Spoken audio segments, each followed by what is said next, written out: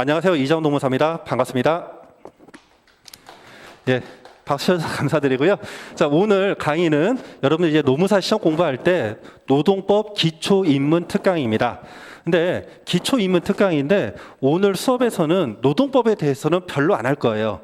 노동법에 대해서는 별로 안 하고 일단 여러분들이 법을 전혀 모르신다라는 그 전제해서 법의 일반론에 대해서, 즉 법학 통론을 수업할 거예요. 법학 통론.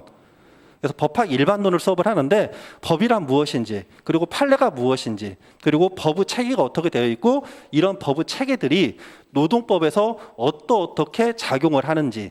그래서 노동법을 공부하기 앞서서 여러분들이 헌법의 기본 내용, 그리고 민법 내용, 그리고 형법 내용, 행정법도 있어요. 행정법도 사실은. 근데 행정법 내용까지 들어가면 여러분들이 머리가 너무 찌끈찌끈 아플 것 같아서 행정법은 일단 제가 설명을 하더라도 말로 설명하기 위해서 일단 자료에선 뺐고요. 그리고 진도 상황에 맞춰가지고 노동법 일반론도 제가 전체 큰 흐름을 그냥 말로 설명을 해드릴 그 생각으로 오늘 수업에 진행을 하도록 하겠습니다. 일단 제 소개 간단하게 말씀드리면요. 저는 이제 한양대 법대를 졸업을 했고, 그리고 2014년도에 이제 23회 공인노무사 시험에 합격을 했고, 지금 만 6년째 노동법 강의를 진행하고 있습니다. 물론 이제 그 학원에서 노동법 강의뿐만 아니라 각종 이제 실무 강의들도 진행을 하고 있고요. 그리고 이제 제 책은 현재 그 노동법 요회책이 이제 5판까지 나왔고 9월 달에 이제 제 6판 개정판이 나올 예정이고요. 그리고 이제 판례집으로 판례로 푸는 노동법이 2판까지 나와 있는데 지금 현재 2판은 절판 중에 있습니다. 절판 중에 있고 역시 12월 말쯤에 이제 3판 개정판으로 나올 거고요. 여러분들이 지금 노동법을 처음 입문하신다 하더라도요. 각종 OT 자료들은 좀 보셨을 거예요. OT 강의들은 보셨을 겁니다. 그래서 노무사 시험이 어떻게 구성되고 있고 또 학원 커리들이 어떻게 진행되고 있는지 이런 부분들은 좀 많이 아실 수가 있어요. 그래서 오늘 수업에서는 이런 중복되는 OT 강의 내용은 다 빼겠습니다. 자, 빼고요. 그리고 이제 여러분들 실제로 노동법은요. 1차 같은 경우에는 그러니까 법률 규정 OX 지분, 판례의 결론 정도만 시험 문제가 나와요. 물론 1차 공부 방법론도 여러분들이 뭐 유튜브라던가 아니면은 이 학원 홈페이지에서 이장호 노무사 검색하면 1차 공부 방법론, 2차 공부 방법론 다 나옵니다. 그걸 좀 참고를 해주시고 결론은 뭐냐면은 노동법 2차는 실질적으로 문제 하나, 사건 하나를 딱 주고 이 사건에 대해서 누가 옳은지 여러분들이 판단하라는 문제예요. 그래서 여러분들 대학교에서 이제 중간고사, 기말고사 보시면은 주제 하나 딱 주잖아요. 주제 하나 주고 이거 써라. 백지 주잖아요, 백지. 근데 노무사 시험은 그냥 단문형, 서술형, 논술형 이런 시험 문제가 아니라 사실관계, 갑과 을이 나와요. 갑과 을이 나와서 사실관계 이렇군 저렇군 막 나오고 나서 이거 누가 옳으냐, 누구 주장이 옳으냐 이걸 판단하는 거죠. 그러면 누가 옳다, 갑이 옳다 또는 을이 옳다 이걸 말하기 위해서는 당사자들이 주장하는 어떤 점들에 대해서 반박 근거가 있어야 되겠죠. 그 근거. 근데 단순하게 법 조문에 뭐뭐해라, 뭐뭐하지 말라 한 줄 처리 있습니다. 그런 거 시험 문제 나올까요? 안 나오죠. 예를 들어서 여러분들 노동법이니까 여러분들 회사 입사하면 근로계약서 다 쓰시죠. 근로계약서를 안 쓰면 처벌되죠. 그건 다 알아요. 근데 그게 왜 그러냐 하면 뭐라고 할까요? 근로기준법 제17조에 따르면요. 사용자는 근로자한테 근로조건 등을 명시해야 되고요. 또 근로조건 중에서 크게 4가지. 임금, 근로시간, 휴게, 휴일, 휴가. 자, 이 부분은요. 서면으로 작성해서 교부를 해야 되고 이를 위반하면 500만 원 이하의 벌금형에 처하는 법 규정이 있습니다. 그러니까 여러분들이 그 법 규정에 의해 가지고 사업장에 딱 갔어. 근데 사용자가 근로계약서 안 줘. 그럼 어떡해?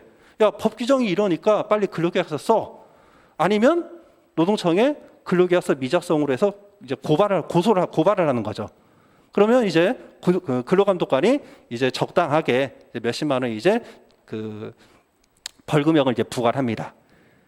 자, 그런데 이런 것들이 시험 문제는 안 나오겠죠. 2차 시험에서. 2차 시험에서 이렇게 단순하게 법조문을 가지고 판단하는 게 아니라 여러분들 판례를 많이 들어보셨을 겁니다. 근데 판례는 뭐냐? 어떠한 분쟁이 발생을 했는데요. 단순하게 한 줄 처리. 법 규정 가지고 처리가 되면 좋은데 처리가 안 돼. 법 규정이 여러분들 추상적일까요? 아니면 구체적일까요? 법 규정이. 일반적으로는 추상적입니다. 일반적으로는. 그래서 이거를 구체적으로 주저주저 쓰면요, 법전이 어마무시하게 이제 높아질 거예요. 아마도 잠실에 있는 월드타워 이상은 그냥 올라갑니다. 자, 그러다 보니까 법 규정으로 이런 걸 다 만들 수가 없으니까 법에서는 뼈대만 만들고 이 법을 어떻게 해석하고 어떻게 적용할 것인지 여기에 대해서는 법원에 있는 판사들이 이제 판결하는 거죠. 그래서 누적된 실무 법리가 판례라고 하는 겁니다. 판례. 그래서 실질적으로 2차 공부하실 때는 여러분들이 이 판례 내용, 판례는 당연히 법전에 없는 내용이죠. 이거를 암기해서 사실관계에 적용해서 법적 판단을 하는 그런 법 전문가를 양성하는 시험이 공인노무사 시험이고요. 그리고 실적으로 공인노무사에서 제일 중요한 과목이 노동법이고, 또 실무적으로 여러분들이 공인노무사에 합격해서 이제 소위 필드에 나가서 일을 하실 때도 법에 관한 내용, 판례에 관한 내용을 모르시면 노무사로 활동을 못 하세요. 그럼에도 불구하고 지금 이 공인노무사 시험은 상대평가긴 한데 이제 표준 점수제라는 좀 독특한 채점 방식을 도입을 해서 이제 내가 전략 과목을 열심히 공부를 했어요. 근데 그 과목이 좀 쉽게 나왔어. 그래서 남들이 다 시험을 잘 봤어. 그러면 내가 내공이 높아도 상대의 점수가 떨어지고, 또 내가 상대적으로 공부가 약한 과목인데 시험이 어렵게 나서 남들이 다 못 봤다. 점수가 올라가요. 참 희한한 시험 제도예요. 그러다 보니까 여러분들이 자꾸만 분량을 줄이고만 연습을 합니다. 여러분들 인생을 책임지는 시험인데요, 남들이 안 하는, 남들이 모르는, 남들과 차별화될 수 있는 나만의 노하우, 나만의 필살기를 여러분들이 준비하는 게 아니라 남들보다 더 적게 이렇게 분량을 계속 쳐요. 강사님들도 그런 경향들이 있고, 왜? 수험생들이 욕을 하니까. 근데 이거는 사실 잘못된 접근 방법입니다.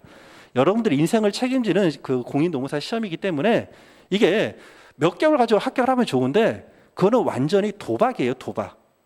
여러분들의 인생 시간 낭비, 돈 낭비가 될 수 있는 가능성이 굉장히 크고요. 2차 시험 같은 경우에는 실제 경쟁률이 10대 1이 넘어가요. 10대 1이. 대한민국 시험 중에서 2차 경쟁률이 제일 높은 시험이 공인노무사 시험입니다. 보통 3대 1이에요. 2차 시험은. 보통 3대 1인데 2차 시험은 10대 1이에요. 그러니까 여러분들이 그냥 남들 하니까 한번 해볼까? 경력 사다리를 한번 이쪽으로 한번 타볼까? 올림픽 정신으로 접근하시면 정말 시간 낭비, 돈 낭비고요. 여러분들이 진짜 여러분들의 노하우를 쌓고 내 공부 내공을 쌓고 필살기를 쌓아 가셔야 돼요. 갑자기 그 문제 말이 썰이 여부를 했는데, 그래서 이제 그 노동법 시험 문제는 실적으로 사례 해결 능력을 키우셔야 됩니다.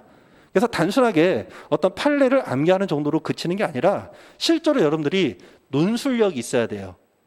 그래서 남들을 설득할 수 있는 답안지를 구성하는 능력도 좀 필요하시고요.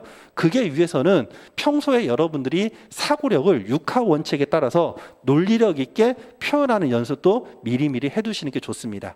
그래서 이건 여담이고요. 그리고 마스크 너머에는 뽀샵 처리가 되긴 했는데 이제 이런 얼굴이 좀 숨어 있으니까 혹시라도 이제 코로나가 좀 이제 해결이 돼서 이제 마스크를 벗었을 때 이제 저 확인하시면 인사해 주시면 저도 반갑게 인사를 하겠습니다. 자, 목차를 보시면 아까 말한 것처럼요, 법체계 일반론, 그리고 법률 관계, 그리고 헌법과 노동법, 민법과 노동법, 형법과 노동법 이렇게 처리를 할 거고요. 이제 본 수업 들어가서 첫 번째 꼭지입니다. 여러분들 책에 있으니까요, 이 책에 있는 내용으로 좀 집중을 해주시고, 제가 PPT를 저는 원래 수업 스타일이 판서 스타일인데 요즘 트렌드가 또 전자칠판을 이용을 하고 해서 제가 목차 정도, 뼈대 정도만 제가 그냥 간단하게 이 파워포인트로 해서 올려놨거든요. 그러니까 여러분들이 그냥 책을 보실 때 눈에 좀 잘 안 들어올 때 칠판 한번 봐주시고, 여러분들 실제 수업은 여러분들이 가지고 있는 요 책 있죠. 공인노무사 2차 기초입문서 이 책을 가지고 수업에 따라오시면 되겠습니다. 일단 여러분들이 법과 그리고 법률 관계의 개념을 기억하셔야 되는데요. 여러분들 법이 뭘까요? 법이. 여러분 법을 굉장히 어렵게 생각을 하시는데요. 한자, 제가 옆으로 가면 사라지니까 이걸 어떻게 할까? 왼쪽 맨 끝에 그쪽에도 화면이 있죠? 그러면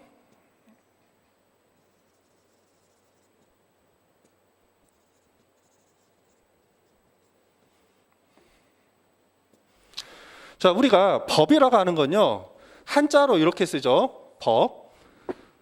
혹시 이거 중고등학교 한자는 다 하셨죠? 이 법을 쪼갤 수가 있겠죠. 그럼 이 왼쪽에 있는 게 삼수변이죠. 물수자. 그리고 요게 뭐죠? 갈것자죠. 갈것자. 그래서 법의 뜻은 뭐죠? 물이 흘러간다죠. 물이 흘러간다. 물이 어떻게 흐르죠? 밑에서 위로 올라가나요? 아니죠. 위에서 밑으로 흐르죠. 중력이 있잖아요. 밑에서 아래로 흘러요. 그게 법이래요. 그게 법. 그러니까 법은 뭐냐면은 상식이에요. 상식. 그래서 자연현상에서 발생하는 여러 가지 규칙들, 변하지 않는 것, 어떠한 경우에 있어 변하지 않는 것, 이런 것들을 우리가 자연법이랍니다. 자, 그런데 우리가 지금 원시 시대가 아니잖아요. 그렇죠? 지금은 문명이 발달한 사회생활이죠. 사회생활을 할 때 일정한 질서가 필요하겠죠. 그 질서를 잡기 위해서 이 자연법과 같은 규칙을 만드는 거죠. 그 규칙이 뭐라고 하나요? 그 규칙을 우리가 실정법이라 합니다. 실제로 적용되는 어떤 사실상의 법에서 실정법이라고 하는 거예요. 그러면 이 실정법이 여러분들 조금 일반적인 얘기인데, 이 법의 존재 형식에 따라서 여러분들 사실시간에 다 배웠을 거예요. 성문법과 불문법이 있습니다. 그래서 보통 이제 대륙계라고 해서요, 독일이나 프랑스 이쪽은 종이로 된 법전이 있어요. 이걸 성문법이라고. 이제 영국 그리고 미국 같은 경우에는 불문법으로 가요. 판례주 불문법. 그래서 이 법의 개념은 실적으로 이런 실정법 내용에서 국가의 강제력을 수반하는 사회 규범으로 작용을 합니다. 그래서 규칙인데, 여러분들 우리가 게임 룰도 규칙이죠. 친구와 간에 약속하는 것도 규칙이죠. 근데 게임들을 어겼다고 해가지고 여러분들이 친구한테 그냥 소위 욕은 얻어먹어도 무슨 여러분들이 어떤 신체적인 어떤 제한이라던가 불이익을 당해 안 당해요? 그런 건 안 당하잖아요. 근데 법이라고 하는 거는 국가 질서를 유지하기 위해서 만든 강제 규정이기 때문에 이를 어겼을 때 여러분들이 불이익을 당한다는 겁니다. 자, 그리고 법률 관계를 보시면은 이 법률 관계는 이렇게 주어진 법에 의해서 적용되는 생활 관계, 이걸 우리가 법률 관계라 해요. 자, 그러면 이 법률 관계는 여러 가지 법률 관계로 생활 법률 관계로 나눠질 수가 있어요. 그럼 이제 여러분들이 법 체계를 보시는데, 이 법 체계는 크게 공법이 있고요. 그리고 사법이 있고 사회법으로 구성이 됩니다. 법을 나누는 유형은요, 기준에 따라서 여러 가지가 있는데, 제가 공법, 사법, 사회법으로 나눈 그 기준은 적용 대상입니다. 그래서 이 공법이라고 하는 거는 국가 권력과 개인 간에 적용되는 법이에요. 국가 권력과 개인 간에. 자, 그리고 이 사법이라고 하는 거는요, 사인과 사인 간에, 개인과 개인 간에 적용되는 그 법입니다. 그리고 사회법은 원칙적으로는 사법 영역이에요. 사법 영역인데, 여러분들 뉴스 같은 데 보면 좀 있는 사람들이 갑질하잖아요. 당사자 간에 자유롭게 의사결정에 따라서 뭔가를 하라고 하면 없는 사람이, 좀 더 아쉬운 사람이 있는 사람에게 뭔가 좀 더 굽신거리고 뭔가 부당한 어떤 요구에 대해서도 어쩔 수 없이 응할 수가 있겠죠. 그러니까 원래 이 개인 간에 적용되는 사법 관계인데, 힘의 우위가 있다 보니까 이 힘의 우위에서 약자에 있는 자를 보호하기 위해서 국가 권력이 일정 부분 개입을 합니다. 그 개입하는 부분이 사회법이라고 해요. 사회법. 자, 그래서 이 공법 중에서 여러분들이 기본적으로 아셔야 되는 부분이 헌법, 그리고 형법, 그리고 행정법이 있습니다. 자, 헌법은 뭐냐면요, 여러분들 제가 부당하게 여러분들 이제 신체의 자유를 구속을 합니다. 예를 들어서 제가 여러분들 다 나가셨는데 한 분만 제가 놓고 문을 잠가 버렸습니다. 여러분들 여기 갇혔어요. 자, 그런 경우에 여러분들은 어떻게 하나요? 일반적으로 저한테 손해배상 청구할 수도 있겠죠. 근데 제가 만일에 강사가 아니라 만일에 경찰이었어요. 경찰. 그럼 이제 어떻게 할 건데? 손해배상 청구하고 뭐 하고 하나요? 그냥 다 체계가 있는 거예요. 근거가 있어야 돼요. 그러면 여러분들이 기본적으로 이 헌법에는요, 신체의 자유가 있어요. 신체의 자유. 그래서 이 신체의 자유라는 기본권이 있기 때문에 여러분들의 신체가 부당하게 침해되지 않아야 돼요. 근데 여러분들의 신체의 자유가 부당하게 침해가 되면 이제 여러분들이 뭔가 그러니까 여러분들은 법적으로 보호할 수 있는 이익, 이게 법이익이랍니다. 한자를 그대로 풀었으면 돼요. 법이익. 법으로 보호되는 이익이 법이익인데 여러분들의 신체유자, 즉 법이익이 침해됐기 때문에 저한테 이제 어떻게 손해배상을 청구할 수가 있는 거예요. 이해가 되셨죠? 자, 그리고 제가 여러분들의 자유를 부당하게 구속을 했기 때문에 저는 이제 법률 규정이 다시 있는 거죠. 형법전이 있는 거예요. 형법에 의해 가지고 저는 여러분들에서 뭐 감금죄의 어떤 죄책을 부담을 하는 거죠. 근데 이 상황이 어떻게 되느냐? 지금 제가 여기서 뭐 형법이 나오고 또 손해배상 청구를 할 때는 민법 개념으로 가는 겁니다. 그런 개념이 나오는데 이게 그냥 각각 떨어져 나오는 게 아니라 이 헌법부터 위에서부터 쭈르륵 내려오는 거예요. 이 헌법에는 뭐가 있냐면 국민의 기본권을 규정을 하고 있고요. 그리고 국가 통치구조가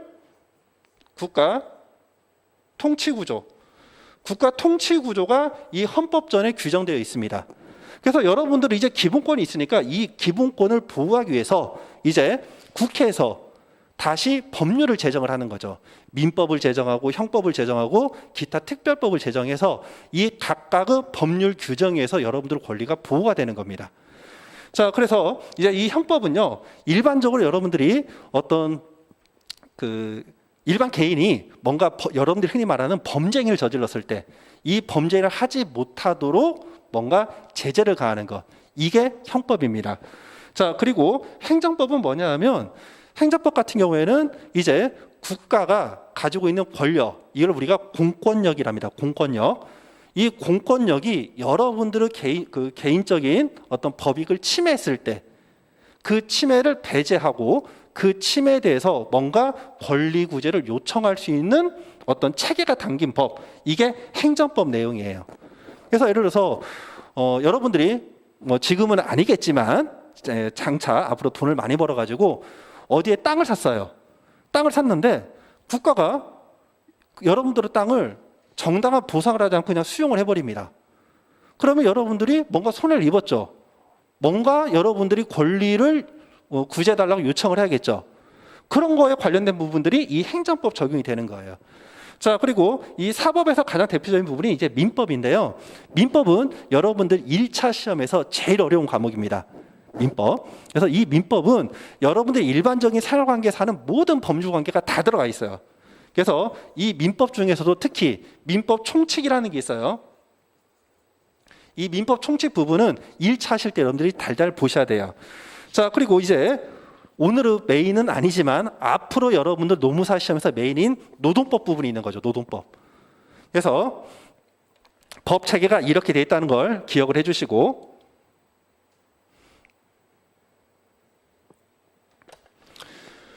자, 그러면 이제 우리가 법률 관계를 나오는데요. 어떤 사법이 적용되는 관계를 사법관계, 공법이 적용되는 관계를 공법관계를 하죠. 그러면 노동관계 법령이 적용되는 관계를 뭐라고 할까요? 개인적으로 적용되면 근로관계. 여러분들 근로자잖아요. 근로관계. 그리고 어떤 노동자 집단이 있겠죠. 노동조합. 노동조합과 사인자의 관계, 이런 것들을 우리가 노사관계라고 합니다. 그래서 여러분들이 배우는 노동법 체계는요, 크게 노동법 1과 노동법 2로 나눠지는데, 노동법 1은 개별 근로자들이 입사해서 퇴사할 때까지 발생할 수 있는 제반 사항을 규정한 부분이 이 근로기준법이고요. 그리고 노2 부분은 개별 근로자의 관계가 아니라 개별 근로자들이 뭉치겠죠. 그래서 이 뭉친 노동자 단체, 노동조합과 사인자의 관계를 규정한 법, 이게 노2에서 노동조합 및 노동관계 조정법이라고 합니다. 그래서 큰 체계가 이렇게 되어 있고요. 자, 그러면 우리가 법 체계는 위에서부터 내려온다 했죠. 헌법이 먼저 나와요. 자, 헌법이 먼저 나오고 그리고 나서 노동법이 나옵니다. 근데 관계를 보시면은 헌법 32조는 어떤 내용이냐면 근로권리가 규정되어 있어요. 근로권리. 여러분들 책에 다 같이 있는 부분이 없는 부분도 좀 있구나. 제가 모든 내용들을 자료로 만들어 놓지 않았으니까 편하게 들으시기 바랍니다. 이 32조는 근로권리인데, 근로권리는 이렇게 규정되어 있습니다. 모든 국민은 근로할 권리를 갖는다 되어 있죠. 여러분들 일하는 게 좋나요? 일하는 거 싫죠. 자, 일하는 거 싫은데 그걸 권리래요. 자, 근데 여러분들이 나중에 결혼을 해가지고요, 배우자가 있고 자녀들이 있어요. 여러분들이 일을 안 하면 나의 가족들이 굶어요. 그럼 여러분들 일하기 싫으니까 일 안 하고 그냥 여러분들 의무 그냥 방치할 거예요? 아니죠. 가족들에 대해서 내가 책임을 져야 되죠. 그럼 어떻게? 저 일할 수 있도록 해주세요. 요청할 수가 있어야 되겠죠. 그래서 근로 권리라고 합니다. 그래서 여러분들 이 근로 권리는요, 권리이자 우리가 의무로 규정되어 있죠. 의무, 근로 권리 32조에 있습니다. 그리고 이 헌법 33조는 뭐라고 되어 있냐면 모든 근로자는 근로조건 향상을 위해서 자주적으로 단결하고 단체 교섭하고 단체 행동을 갖는다고 규정되어 있어요. 이거는 이제 노동상권이랍니다. 노동상권. 자, 제가 사용자고요. 여러분들이 근로자입니다. 자, 제가 최저임금만 지급을 합니다. 최저임금은 정말 시간당 임금을 법에서 최소한 이만큼 주라고 한 거죠. 제가 아까 여기 사회법 내용이 있었다고 했잖아요. 만일에 사회법 영역이 없다라면 제가 어떻게 할까요? 제가 일할 자리가 한 자리밖에 없어요. 근데 여러분들이 지금 다 배고파. 그러면 저 이거 일할 사람 손 들어주세요 하는데 여러분들이 이제 다 같이 경쟁에 들어가겠죠. 어떻게? 인건비를 더 밑으로 내리겠죠. 더 밑으로. 그래서 이런 여러분들이 약자이기 때문에 이런 어떤 경쟁 관계가 들어갔을 때 부당한 불이익을 당하지 않도록 기준을 정하는 거. 이게 아까 법이라고 했었죠. 자, 그래서 그 부분에서 나왔구나. 이제 일을 할 때 제일 중요한 부분이 돈이죠. 돈. 그러면 임금 협상을 하는데 여러분들과 저가 개별적으로 근로 조건을 정해요. 그럼 여러분들이 아무래도 불리하겠죠. 그러다 보니까 여러분들이 뭉쳐서 단체로서 저랑 뭔가 교섭을 한다는 겁니다.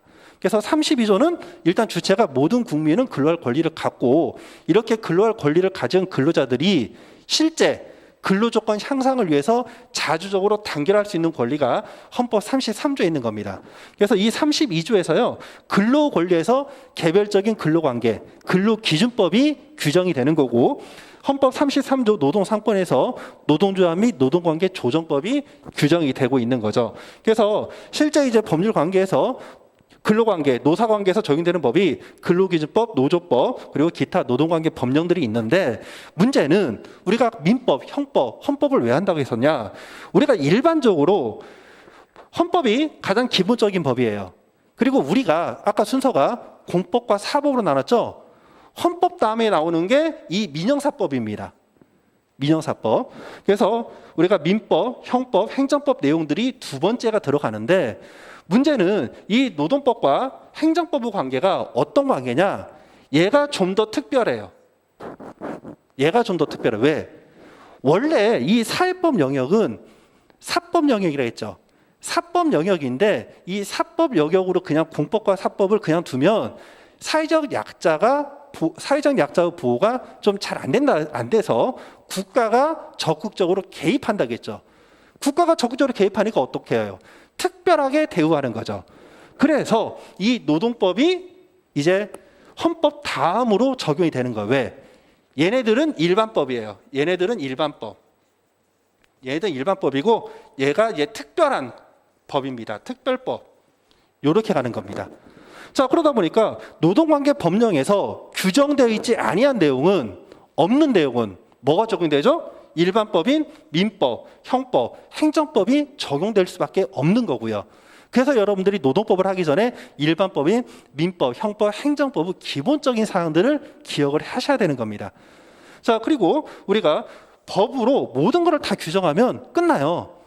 근데 헌법 안에 국민의 기본권 놓고 국민의 기본권을 보호하기 위한 각종 제도를 다 집어넣습니다. 아마 달나라도 더 갈 겁니다.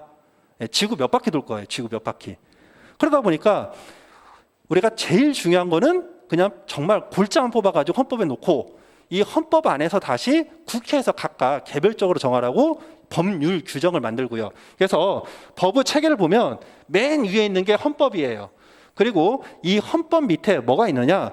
국회에서 제정하는 법률이 있습니다. 법률은 국회에서 제정을 해요. 자, 그리고 이 법률 밑에는 시행령이 있는데요. 시행령이 있는데 이 시행령은 대통령이 정합니다. 그리고 이 시행령 밑에 시행규칙이라는 게 있어요. 시행규칙은 각부 장관이 정하는 겁니다. 근데 보통 노동관계 법령이라면 이 법률과 시행령만을 의미하는 거고요. 행정규칙은 실제 어떤 실무를 할 때 있어서 절차적인 부분을 놓고 있기 때문에 보통 이 법령에서는 시행규칙은 보통 생략을 합니다. 해당 부분은 나중에 여러분들이 행정법 배우실 때 정리를 하는 거예요.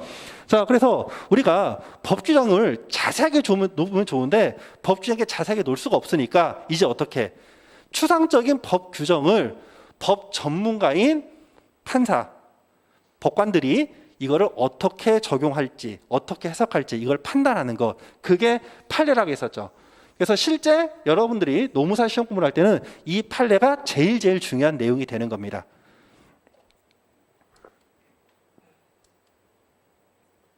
자, 이제 개별법으로 갑니다. 헌법 내용이에요. 그래서 지금부터는 헌법의 일반적인 내용을 설명해 드릴 겁니다. 여러분들 보통 인권이 있다고 하죠. 그래서 여러분들 검색해 보시면요, 뭐 노동인권 교육 이런 것들도 있고요. 그래서 인권과 기본권과 용어가 나오는데 구분을 하셔야 돼요. 자, 여러분들 외국인이 국내에 들어왔어요. 외국인을 내국인과 동일하게 보호할까요? 상식적으로? 아니죠. 근데 외국인은 사람이에요, 동물이에요, 짐승이에요? 외국인도 사람이죠.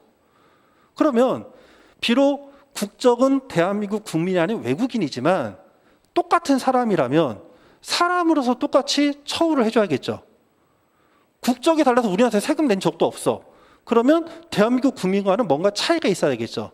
그런 부분이 어디서 나오냐? 이 권리의 성질에 나옵니다. 그래서 인권은 인간의 권리고요. 기본권은 국민의 권리입니다. 내용이 틀려요. 자, 그래서 여기 보시면 인권은 인간으로서 당연히 가지는 권리를 의미합니다. 그러니까 외국인도 인간이니까 인권을 갖겠죠. 그래서 신체의 자유. 신체의 자유 외국인이 안 가질까요? 외국인이 신체의 자유가 없다면 외국인 들어오면 우리가 그냥 감금시키면 돼요. 감금시켜도 법적인 책임을 안 져요. 근데 그러면 우리가 뭐 돼? 처벌되잖아요. 즉 외국인도 우리가 인간이기 때문에 권리를 갖고 있는 거고요. 자, 다만 기본권은 우리가 대한민국에서 대한민국 헌법에 실질적으로 성문화 시켜가지고 대한민국 국민간이 갖는 권리라고 놓은 것. 예를 들어서 여러분들 헌법에 선거권 규정되어 있습니다. 선거권. 외국인이 우리나라 와가지고 선거할 수 있어요? 못하죠. 그렇죠? 그래서 어떤 청구권이라던가 이런 부분들은 국민의 권리예요. 외국인은 인정이 안 됩니다. 자, 그리고 이제 이 어려운 내용이 하나 나오는데 기본권은 이거 암기해 주세요. 답안지에 쓰는 건 아닌데 여러분이 나중에 행정법 공부할 때 굉장히 큰 도움 됩니다. 기본권은 이중적 성격이라는 걸 기억을 해주세요. 답안지에 쓰는 내용은 아닌데 법 체계를 이해하실 때 굉장히 큰 도움이 돼요. 자, 이 기본권 이중 성격은 뭐냐 하면 첫 번째는 주관적 공권으로서 성격을 갖고 있고요. 두 번째는 객관적 법 질서로서 성격을 아울러 갖습니다. 자, 무슨 말이냐면 우리가 기본권을 권리를 가져요. 근데 국가 권력이 여러분들의 기본권을 침해해요. 그러니까 어떻게? 국가에 대해서 야, 내 권리 침해하지 마. 내 권리 침해하면 나한테 뭔가 보상을 하고 내 권리를 조정해줘, 구제해줘. 이렇게 요청을 하겠죠. 그래서 이 주관적 공권은 말 그대로 객관적이라는 말은 나 외에 모든 사람에게 적용되는 것. 주관적인 거는 개인 나에게만 적용되는 것. 그리고 아까 이 권리가 사법관계가 아니라 공법관리에서 국가에 대해서 요구하니까 주관적 공권이 되는 겁니다. 이해가 되셨죠? 그래서 이 주관적 공권은 국가, 대국가적 교력, 이 말은 뭐냐 하면 국가의 어떤 침입적 행위에 대해서 내 권리 침해하지 마. 이렇게 요청할 수 있는 권리라는 겁니다. 자, 그런데 두 번째, 객관적 법질서. 자, 이 개념을 여러분들이 필히 기억을 해 주셔야 돼요. 다시 한번 말씀드리지만 시험 문제는 안 나와요. 대신에 이해는 하셔야 돼. 자, 경찰관이 있습니다. 뭔가 의심이 돼요. 그래서 불식 업무를 계속합니다. 체포를 해가지고 그냥 신문 좀 보여주세요가 아니라 체포해서 경찰서 유치장에 그냥 다 가둬버립니다. 의심이 있어가지고. 자, 그러면 그거 불법 행위가 아닌가요? 직권남용이죠. 불법 행위예요.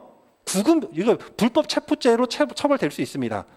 근데 이 사람이 나는 몰랐다. 나는 이 사람이 뭔가 범죄 행위를 저지를 가능성이 있고 뭔가 범죄 그 혐의가 있는 것으로 봤기 때문에 나는 체포한 것이다. 이렇게 항변을 하는 거죠. 자, 그런데 예를 들어서 A라는 사람에 대해서 이런 행위를 했어요. 혼나겠죠. 아, 이거 불법이야. 하면 안 돼. 아, 죄송. 처음에 A 할 때는 그냥 넘어가. 근데 또 B한테 또 그래. C한테, D한테 계속 숫자가 넘어가요. 그럼 이제 어떻게 해야 되죠? 이 사람이, 경찰관이. 아, 이렇게 하면 큰일 나겠네. 이런 행위를 하면 안 내겠네. 또 일반 국민은요. 야, 경찰이 이렇게 하면 이거 불법 행위래. 남들이 알겠죠. 그럼 어떻게? 처음에는 국가 권력과 개인 한 사람에 적용되던 부분이 이제는 어떻게? 1대1이 아니라 1대 다수 관계 형성되면서 지켜야 될 룰이 형성되겠죠. 그게 객관적 법 질서라고 합니다. 이해가 되셨죠? 그래서 기본권은 두 가지 성격을 가져요. 주관적 공권의 성격과 객관적 법 질서 성격을 갖는다. 그래서 여기 포인트는 주관적 공권은 뭔가 침해를 당한 1대1 관계고요. 객관적 법 질서는 나 외에 똑같은 처우를 당할 가능성이 많을 때 그때 뭔가 어떤 법적 해명을 하는 관계에서 객관적 법 질서라는 표현이 나옵니다. 그래서 이 객관적 법 질서는 이런 부분이 있어요. 우리가 주관적 공권은 국가가 침입적 행위를 개인한테 할 때인데 이런 부분들이 넓어지면서 객관적 법 질서 형성이 되죠. 그럼 이런 거죠. 아까 경찰관이 그냥 뭐 아무 사람들이나 함부로 체포하면 안 된다 이런 부분이 생겼죠. 근데 그게 좀 더 확장되면 어떻게 되죠? 경찰이 하는 게 아니라 그 누구도 함부로 신체의 자유를 부당하게 침해되진 않는다는 법질이 형성이 되면 경찰뿐만 아니라 지나가는 제3자가 나의 신체의 자유를 침해하면 돼야 한대요. 안 되는 거예요. 그래서 이 기본권의 객관적 법질서의 성격에서 사인 간에도 그 효력이 확장, 적용이 되는 겁니다. 흐름을 기억을 해주세요. 자, 그래서 기본권의 분류를 보시면요. 이제 주체에 따라 가지고 인간의 권리와 국민의 권리로 크게 구분이 되고 있고요. 자, 내용은 일단 내용 요거 할까요? 내용. 이 내용은 여러분들이 조금 기억을 해주세요. 8페이지 자료에 있는 내용을 조금 체크를 해주시면서 거의 다 메모를 좀 부탁드릴게요. 기본권은 우리가 크게 어떤 그 인간의 존엄성 측면에서요. 행복추구권과 평등권이 규정되어 있습니다. 행복추구권은 헌법 제10조에 규정되어 있고요. 평등권은 11조에 규정되어 있어요. 행복추구권은 말 그대로 인간은 여러분들 왜 사나요? 노무사 시험 왜 합격해요? 갑자기 생뚱맞은 소리인데 저는 이제 제가 어렸을 때 좀 조숙했던 것 같아요. 생각을 참 많이 했는데 그 초등학교 때 이런 생각을 했습니다. 내가 도대체 왜 살까? 그때 물음표를 한번 찍어봤어요. 그래서 공통분모를 한번 다 확인해봤어요. 왜 사냐고 했을 때 다른 사람들이 야 그건 아니야라고 말할 수 없는 그런 항목까지 다 들어갔어요. 어떤 사람은 먹는 거 좋아하고 어떤 사람은 공부 잘하는 거 좋아하고 어떤 사람은 뭐 노는 거 좋아하고 여러 가지가 있겠죠. 근데 궁극적으로 갔더니 그 하는 목적이 뭐죠?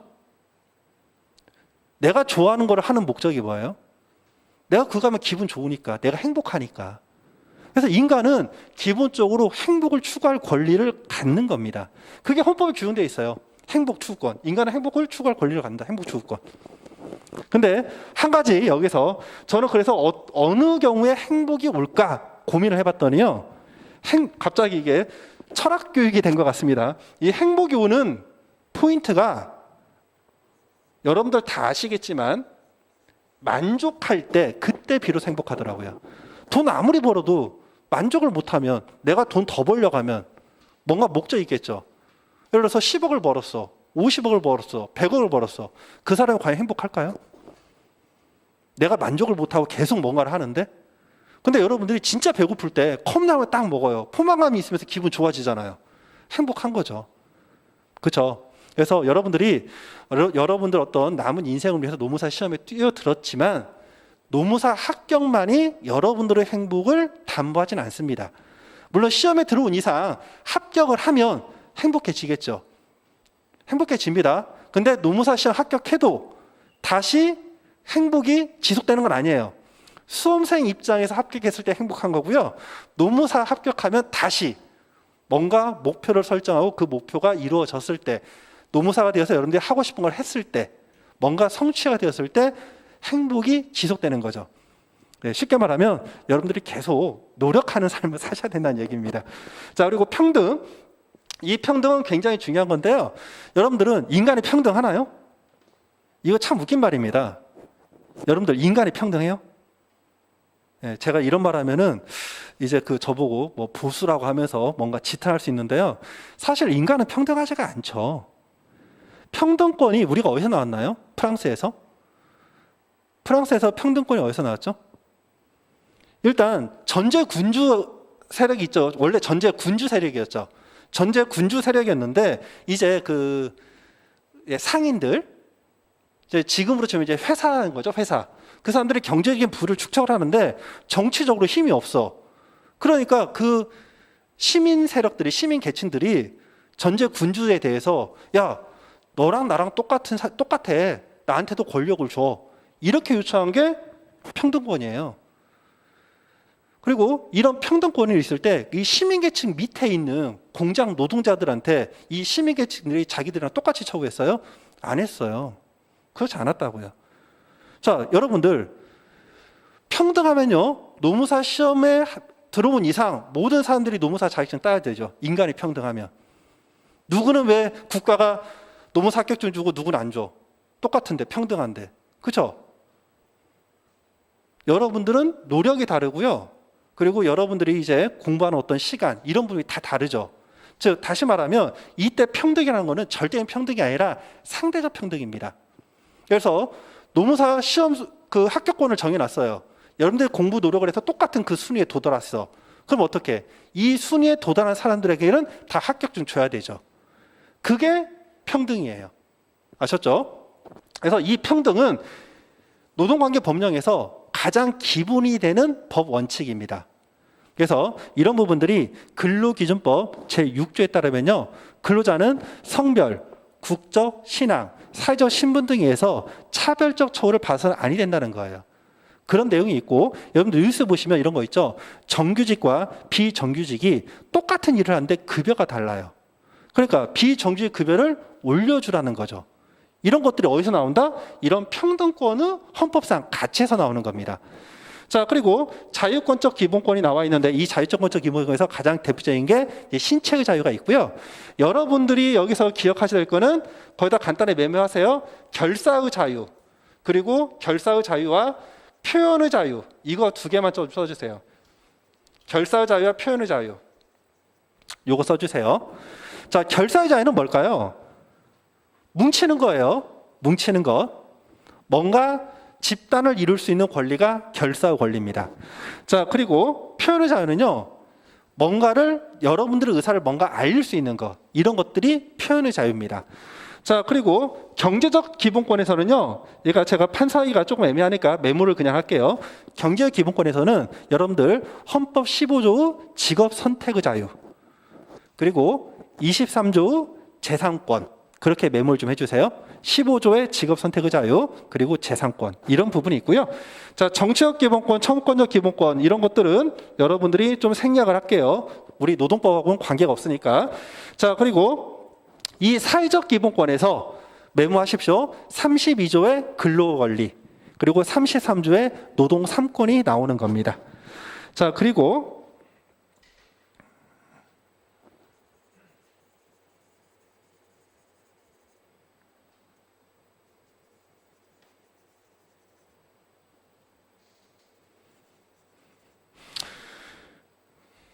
좀 어려운 편이 나와요.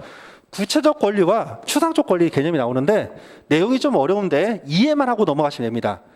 구체적 권리부터 할게요. 이게 쉬우니까. 구체적 권리는 헌법에 뭔가 법익을 부여하는 권리가 있는 거예요. 그래서 이러한 권리를 침해하면 곧바로 권리구제 신청을 할 수가 있어요. 자, 예를 들어가지고 여러분들 신체의 자유가 있다겠죠. 이 신체의 자유는 구체적 권리예요. 그래서 이 신체의 자유를 침해하면 여러분들이 손해배상 청구 같은 게 가능합니다. 근데 추상적 권리는 뭐냐 하면은 말 그대로 뼈다귀밖에 없는 거예요. 이 추상적 권리는요, 다른 말로 보충 입법이 필요하다. 보충 입법이 필요.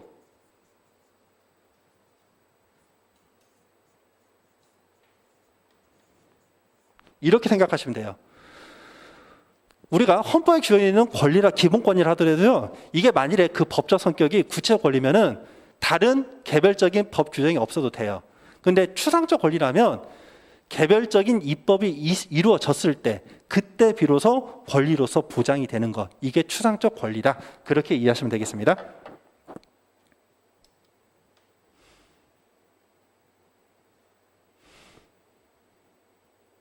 지금 여기 했던 내용이네요.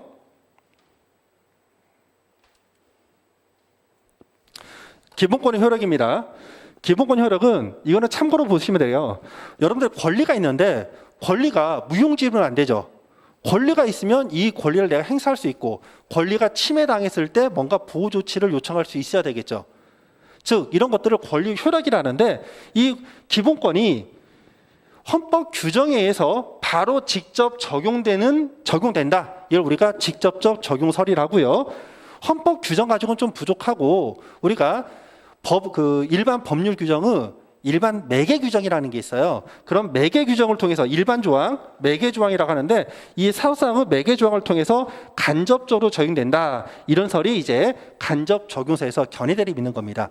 결론은 헌법상 권리 성격에 따라 가지고 직접 적용되는 법 규정도 있고요, 간접 적용되는 법 규정도 있다. 이 정도만 알고 가시면 될 것 같아요. 자, 이제 기본권의 충돌인데, 기본권의 충돌은 여러분들이 조금 신경 써서 봐주시면 돼요. 여러분들 권리를 가지고 있는, 기본권을 가지고 있는 국민, 갑과 을이 둘이 만났습니다. 갑과 을이 둘이 만나서 자기들의 권리를 주장을 하는 거예요. 상반된 자기들의 권리. 여러분들 비가 오면요, 오늘 오는 길에 아침에 조금 비가 좀 왔더라고요. 이제 소나기인지 모르겠지만, 자, 비가 오면 옛날 말로 소금 장사가 유리해요, 우산 장사가 유리해요? 해 뜨고 비 온다 하면, 해가 뜨면 누가 유리하죠? 소금 장수. 근데 비가 오면 우산 장수. 근데 이제 뭐 조물주가 있겠죠. 그러면 소금 장사는 해 뜨게 해달라, 우산 장수는 비 오게 해달라, 그렇게 하겠죠. 그러면 조물주는 어떻게 해? 조물주는 해를 올려요, 비를 내려요? 자, 그렇게 생각하시면 됩니다. 뭔가 국가 권력에 대해서 권리를 요청할 수 있는 상반된 복수가 있는 경우, 복수 당사자가 있는 경우, 그래서 각자 자기의 기본권을 요구를 하는데, 그 기본권이 서로 충돌될 때, 이를 우리가 기본권의 충돌이라 합니다. 기본권의 충돌.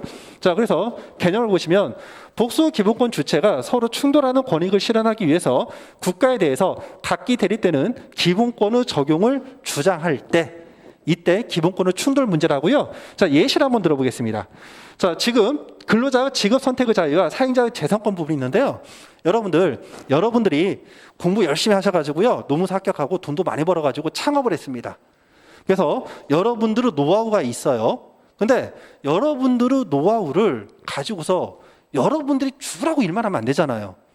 여러분이 누군가 여러분들의 노하우를 가지고서 일할 사람을 키워야 되겠죠.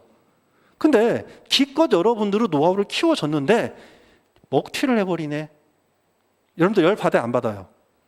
열 받죠. 내 노하우 다 줬어, 내 기술 다 줬어, 먹튀를 해. 안 되잖아요. 그럼 이런 거지. 법은 상실이죠. 내가 내 노하우를 너한테 줄게. 대신에 최소한 너가 우리 사업장을 위해서 얼마 동안 일을 해. 그리고 너가 나중에 이 노하우를 가지고 창업하고도 좋고 경쟁회사를 가도 좋은데, 최소한 어느 범위에서는 일하지 마. 내가 지금까지 했던 어떤 그 영업이익을 보호하기 위해서. 자, 여러분들 이게 부당해요? 부당할까요? 여러분들이 만약에 사업주라면, 여러분들이 노하우를 가지고서 뭔가를 누군가에게 기술을 줬어. 근데 바로 옆에서 여러분도 노하우를 인수해가지고 바로 여러분들이 1층에 있는 뭐 A 건물에 있는데 B 건물에서 바로 똑같은 업종을 해가지고 이제 영업을 합니다. 그러면 맞을까요? GS 마트가 A 건물 있고 B 건물 옆집에 나란히 있어요. GS 마트가. 이게 바람직해요? 아니죠. 그렇죠? 자, 그래서 여기를 보시면 일단 사용자는 나의 영업이익을 보호하기 위해서 뭔가 제재를 할 수 있는 권리가 있어요. 그게 뭐예요? 재산권을 가지고 있기 때문이죠. 근데 반면에 근로자는요. 아까 제가 직업 선택의 자유가 있었다고 했었죠. 근로자는 내가 먹고 살기 위해서 내가 나의 자유 의사에 따라서 직업을 내가 선택할 수가 있고 내가 원하는 장소에서 일할 권리가 있는 겁니다. 직업 선택의 자유를 가지고 있어요. 이해가 되셨죠? 그래서 여기서 문제되는 거는 그거 메모하세요. 경업금지 약정이라는 게 있습니다.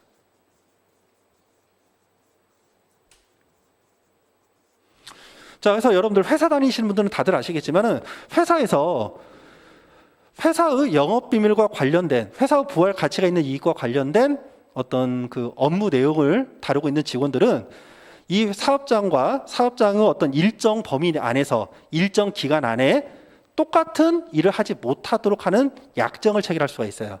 이게 경업금지 약정입니다. 그래서 이 경업금지 약정이 원칙적으로는 유효한데 예외적으로서 무효인 경우가 있어요. 예외적으로. 그건 조금 이따 설명을 다시 한번 드리겠습니다. 자, 그리고 근로자의 표현의 자유와 사용자의 인격권이 충돌할 수 있겠죠. 근로자는 내 의사 표현인데 내가 말하고 싶은 대로 말하는 거야. 내 의사 표시하는 거야. 나의 헌법상 권리야. 주장을 하는데 문제는 회사의 이미지를 훼손하는 거죠. 자, 여러분들 인터넷에서 연예인들 여러분들 마음에 안 들어서 막 댓글로 비방합니다. 그럼 어떡하죠? 그 연예인들이? 여러분들 뭐로 고소를 하죠? 명예훼손죄로 고소하잖아요. 그렇죠? 왜? 그 당사자의 명예, 인격권도 헌법에서 보호되기 때문입니다. 그래서 여기 근로자의 표현의 자유, 사용자의 인격권, 명예권 여기는요. 실제 노동관계 법령에서 어디에서 문제가 되냐면 조합 활동의 정당성에서 문제됩니다. 조합 활동 정당성. 자, 노동조합은 근로조건 향상을 위해서 자주로 단결한 단체이긴 하지만 항상 사용자와 대립관계에 나와 있는 쟁의만 하는 게 아니죠. 소속 조합원들의 복리를 위해서도 우리가 정당한 조합 활동을 할 수가 있는 거예요. 그런 정당한 조합 활동을 하면서 뭔가 대자보도 붙일 수가 있고 뭔가 어떤 안대 방송을 할 수도 있고 그런 활동들을 한다는 거죠. 그런 활동을 하면서 상대방의 명예 등을 훼손할 때 과연 이게 어느 범위까지 허용될 것인가 이런 부분들을 우리가 다루는 겁니다. 그래서 해당 부분에서는 형법상 명예훼손죄에 관련된 내용이 나오는데 뭐 간단하게 여러분들 상식으로 말씀드리면요. 판단 기준이 크게 두 가지입니다. 일단 첫 번째 내용이요. 전체적으로 보았을 때 진실해야 돼요.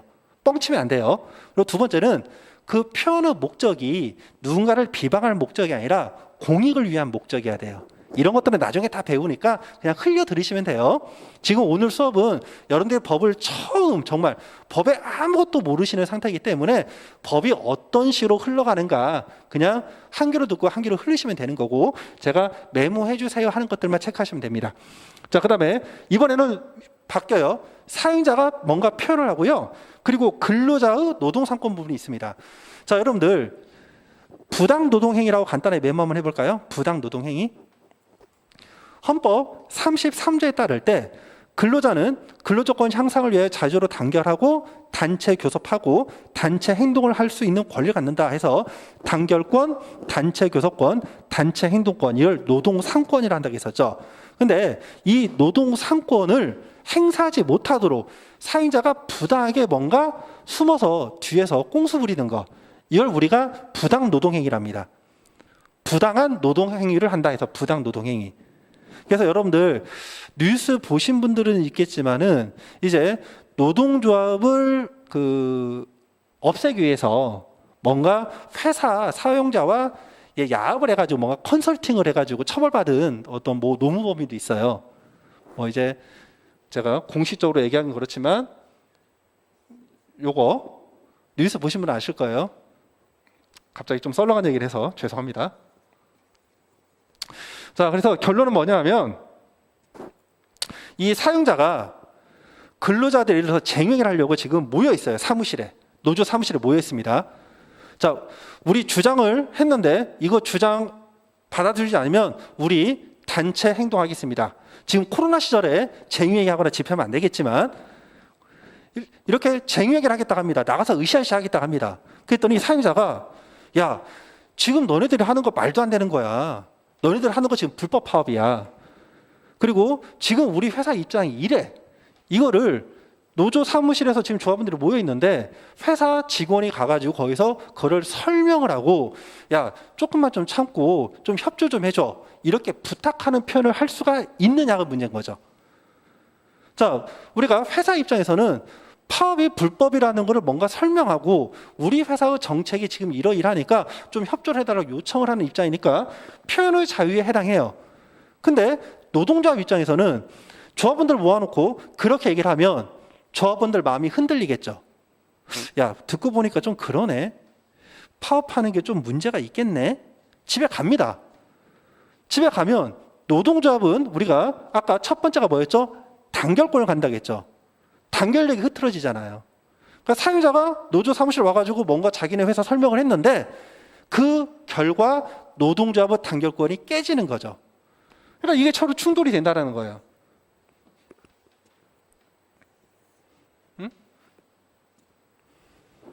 이게 충돌이 된다. 그럴 때 어느 범위까지 사용자의 표현의 자유를 인정할 것인가, 이런 문제가 발생을 하는 겁니다. 자, 그리고 이제 근로자의 단체 행동권과 사용자의 재산권 부분인데요. 여러분들, 근로자는 노동 상권을 가지니까 단체 행동권이 표현되는 작은, 그러니까 이런 거죠. 단체 행동권이 위에 있는 권리고요, 쟁의권이 밑에 있는 권리라고 생각하시면 돼요. 그래서 법적 표현으로 단체 행동권의 발현 형태로서 쟁의권이 인정이 됩니다. 쟁의권. 그래서 여러분들 뉴스 보시면은 이제 뭐 금속노조라든가 기타 뭐 공공운수노조 뭐 파업하잖아요. 그런 부분들이 헌법상 이 단체 행동권에 근거한 권리입니다. 그런데 사업장이 안 돌아가네. 그러면 회사의 영업이익이 그러니까 어떤 수익이 완전히 뭐 회사가 가동 자체가 안 돼 버리니까 회사의 재산상 손실이 발생을 하겠죠. 그럼 회사는 지금 회사의 재산권이 침해가 됩니다. 그래서 이 양자간의 권리를 주장했을 때, 이 충돌됐을 때 이 충돌을 어느 점까지 인정할 것인가, 이런 문제가 발생을 하는 거죠. 자, 그래서 여기에서는 우리가 판례에 따를 때 이 단체 행동 발현 형태, 즉 쟁의 행위가 어떠한 경우에 정당할 것인가, 그 정당성 판단 기준을 이제 여러분들이 판례로 다 암기를 하셔야 됩니다. 자, 그래서 뭐 참고로 말씀드리면은 일단 흘려 들으세요. 그냥 얘기하는 겁니다. 나중에 수업 시간에 다 배워요. 일단 단체 행동을 할 수 있는 주체는 아무나 하면 안 돼요. 단체 행동을 왜 하냐면 우리가 근로조건 향상을 위해서 회사 측에 뭔가 요청을 할 수 있는 자가 그 요청사항을 관철시키기 위해서 실력 행사로서 쟁의를 합니다. 그럼 단체 교섭은 누가 한다? 노동조합만이에요. 그러니까 주체는 노동조합이 돼야 되겠죠. 자, 그리고 목적사항은요, 기본적으로 근로조건 향상을 위해서만 할 수가 있어요. 근로조건 향상. 그리고 사용자가 처분할 수 있는 사항이 됩니다. 그러면 이 단체 행동 사항에서 회사 측에서 회사의 정책사항, 회사 경영자들의 어떤 고유한 의사 결정에 따라서 이루어진 사항을 노조 측이 야, 그건 안 돼. 이거 안 하면 우리 파업할 거야. 이런 식으로 접근이 가능하다, 가능하지 않다. 가능하지가 않아요. 그런 사항들은. 이해가 되셨죠? 그러니까 근로조건 향상을 위해서는 주장할 수가 있는데 회사의 경영사항이나 경영정책에 관여하지는 못합니다. 그렇게 관여하면 사용자 측의 재산권, 실적으로는 이 재산권이라는 표현에서 더 들어갑니다. 재산권이 있고요. 뭐 직업 선택의 자유, 사용자도 직업 선택의 자유가 있어요. 자, 그런 거에서 나오는 권리가 뭐가 있냐? 경영권이라는 권리가 있어요. 이 경영권을 침해하기 때문에 인정이 안 되는 겁니다. 뭐 그리고 시기적인 측면에서는 여러분들이 혹시 아시는지 모르겠지만 이제 조정과 중재 절차를 거쳐야 돼요. 그리고 조합원 찬반 투표를 거쳐야 되고요. 그리고 폭력행위, 파괴행위 이런 것들은 인정이 안 됩니다. 그래서 이런 부분들을 나중에 이제 여러분들이 판례를 통해서 그 판단 기준을 다 공부를 하시는 거예요.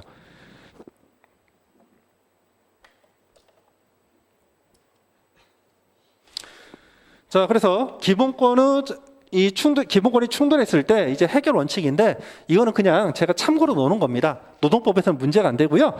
크게 이익 형량에 의한 해결이 있어요. 이익 형량은 뭐냐 하면 보호될 수 있는 권리가 두 개가 있죠. 쌍방간에 두 개가 있는데 그냥 제로섬 원칙입니다.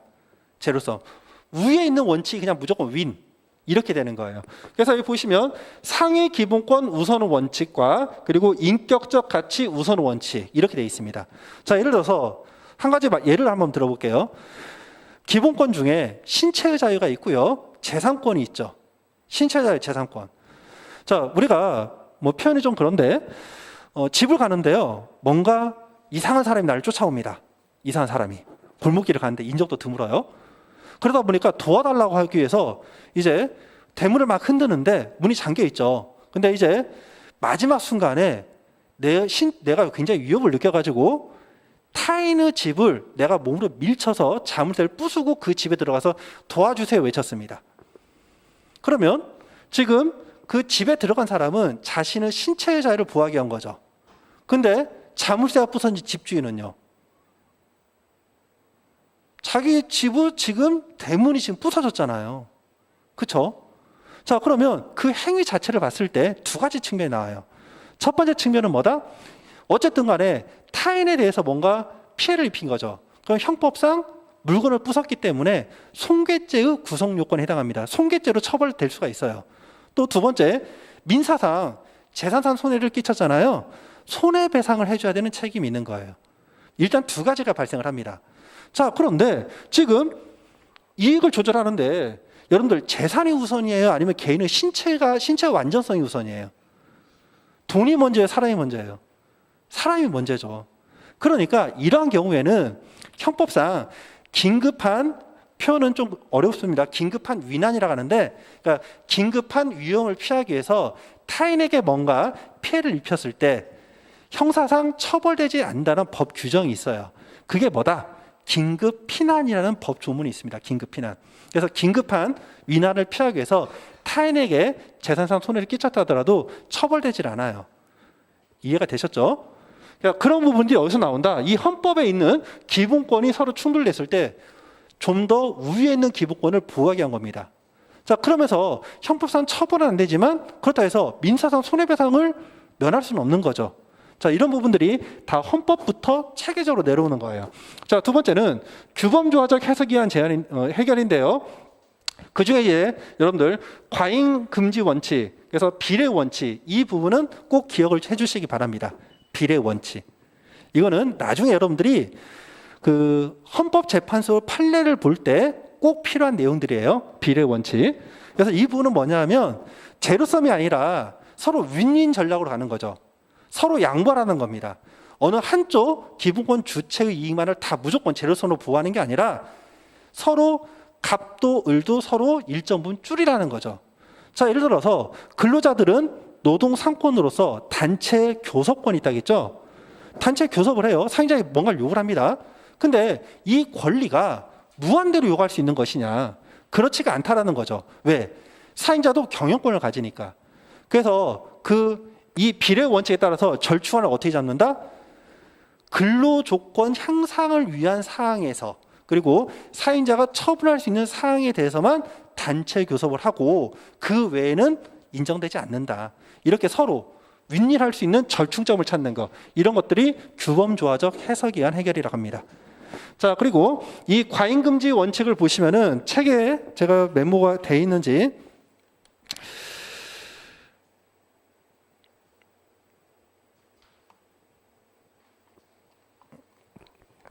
이 과잉금지 원칙은 뒤쪽에 있네요. 프레임을 하나 더 넘겨볼게요. 자, 여기 내용을 보시면은 여러분들 기본권은 제한이 가능해요. 어디에? 헌법 37조 2항에 일반적인 법률 유보 조항이라는 게 있어요. 일반적 법률 유보.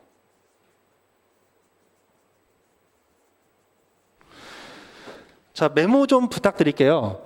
우리가 지금 일반적 법률 유보라는 개념이 나왔기 때문에 조금 어려운 말 좀 더 쓰겠습니다. 자, 일반적 헌법 유보 네 가지를 쓸 거예요. 일반적 헌법 유보. 자, 두 번째 개별적 헌법 유보. 그리고 일반적 법률 유보, 개별적 법률 유보 이렇게 쓸게요. 자, 첫 번째 개별적 헌법 유보, 일반적 헌법 유보, 개별적 헌법 유보, 그리고 일반적 법률 유보, 개별적 법률 유보. 자, 우리가 권리는 헌법에 규정되어 있는데요. 헌법에 의해서 직접적으로 도출되는 권리를 우리가 구체적 권리라고 했고, 일정한 법률이 필요한 걸 우리가 추상적 권리라고 했었죠. 그 연계선상입니다. 자, 그래서 이 권리도 법에 의해서, 법률에 의해서 인정되는 분이 있고, 권리를 제한도 가능합니다. 그런데 일반적 헌법 유보는요, 존재하지 않습니다. 헌법 규정에 의해 가지고 일반적으로 권리를 제한할 수 있다는 표현인데 이건 없고요. 개별적인 헌법 유보는 인정됩니다. 개별적 헌법 유보. 자, 그래서 명예훼손에 관련돼서 우리가 표현의 자유가 인정되는데 타인의 명예를 훼손하는 행위는 우리가 인정 안 됩니다. 헌법 규정이 있어요.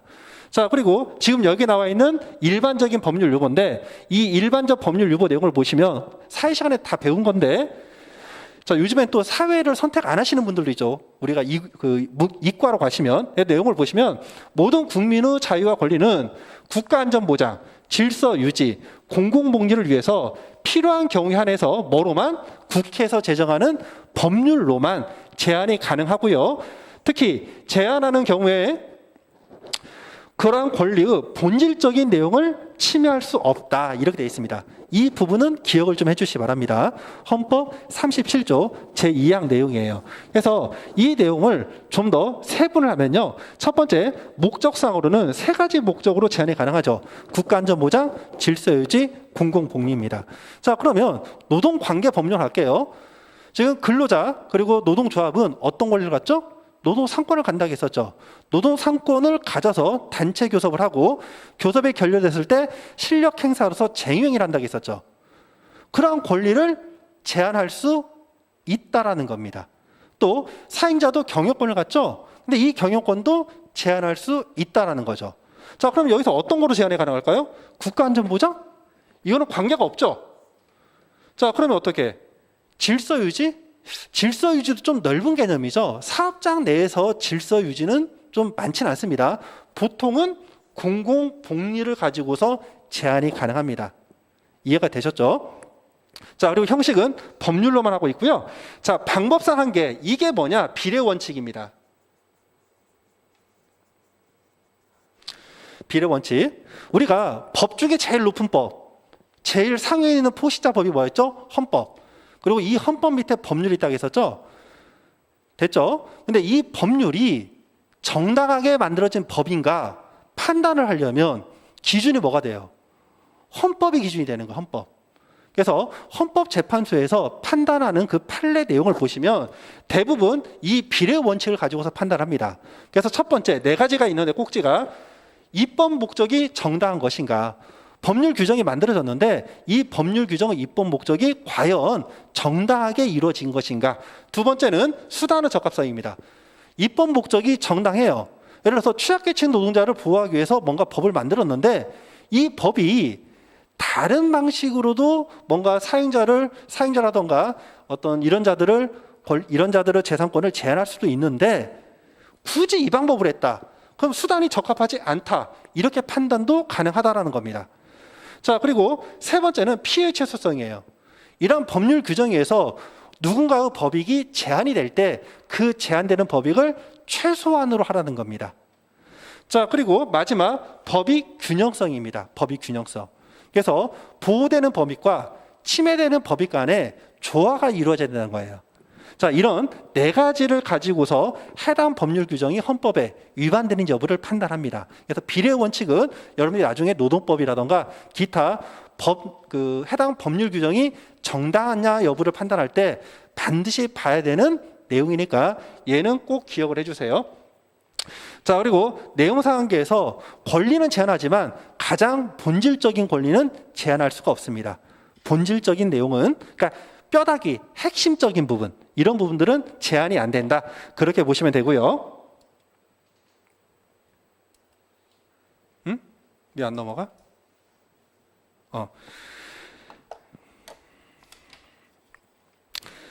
자, 헌법 마지막 꼭지인데요. 기본권이 침해됐을 때 어떻게 우리가 구제를 하는가 관련된 구제 제도입니다. 첫 번째는 위헌법률 심판 제도가 있고요. 두 번째는 헌법소원 제도가 있습니다. 위헌법률 심판 제도는 뭐냐 하면 법원에서 사인 간에 또는 사인과 국가 간에 법적 다툼이 발생을 했어요. 근데 법적 다툼이 발생하면 누가 옳다 그르냐를 판단하는 첫 번째 기준이 뭐라고 했었죠? 첫 번째 기준이 법률 규정. 법률 규정이 추상적이었을 때 이 법률 규정 해석이 판례가 된다고 했었죠. 근데 판단 기준에는 이 법률 규정 자체가 처음부터 그 상에 있는 헌법 가치에 반한다면 비록 법률 규정이 있다 하더라도 이 법률 규정이 효력이 없다고 볼 수가 있겠죠. 왜? 제일 궁극적인 법은 꼭대기에 있는 헌법 규정입니다. 그래서 당사자 간에 어떤 법률 규정이 있어요. 그래서 이 법률 규정에 따라 가지고 행위를 했다 하더라도 이 법률 규정 자체가 처음부터 헌법 가치에 반한다라면 이거는 문제가 있는 거죠. 자, 그래서 이 첫 번째 헌법에 반하는지 여부, 그러니까 법률이 헌법에 위반된 여부를 심판해달라 이렇게 요청하는 것, 이게 위헌법률 심판 제도입니다. 자, 그래서 이 위헌법률 심판은 항상 그 법원의 사건이 계속 중일 때를 전제하는 거예요. 법원에서 사건이 계속될 때 이 법률이 적법하냐 적법하지 않느냐가 문제될 때 그때 법원에서 헌법재판소에 이 법률이 헌법에 위배되는지 여부를 판단해달라 이렇게 요청하는 게 위헌법률 심판 제도입니다. 자, 그리고 헌법소원은 뭐냐 하면 처음부터 헌법재판소에 어떠한 행위에 대해서 판단해달라 합니다. 특히 행정청 행위에 대해서. 국가 공권력이 뭔가 행위를 해야 되는데 하질 않아요. 뭔가를 말이 꼬였다. 뭔가를 해야 되는데 하지 않아요. 안 해야 되는데 해요. 그러면 이런 국가 공권력의 자위나 한다는 걸 자위라고요. 하지 않는 거를 우리가 부작위랍니다. 표현이 좀 어려운데 여러분들 많이 나와요. 자기, 부자기 두 가지가 나오는데 자기는 어떤 행위를 하는 것, 그리고 부자기는 하지 않는 것을 의미합니다. 이런 공권력의 자기, 부자기에 의해서 개별 국민의 기본권이 침해가 되었을 때 이 공권력이 헌법에 위배되는지를 판단해달라 이렇게 요청하는 게 헌법 소원이에요. 그래서 그렇게 하는 것 중에 아까 말한 국가 공권력에 대한 헌법 위반 여부를 판단하는 것을 우리가 두 가지로 나누는데 이거를 권리 구제형 헌법 소원이랍니다.